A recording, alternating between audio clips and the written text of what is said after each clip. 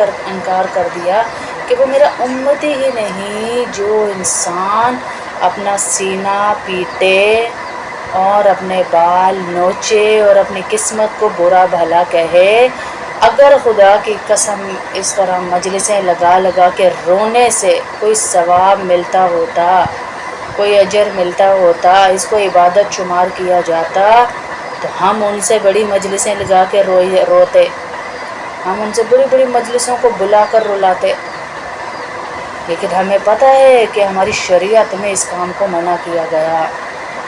ہماری شریعت میں اس کام کو، ہمارا دین صرف 1 مہینے اور 10 دن کا نہیں ہے، ہمارا دین تو ہماری زندگی کے لمحے لمحے میں ہے،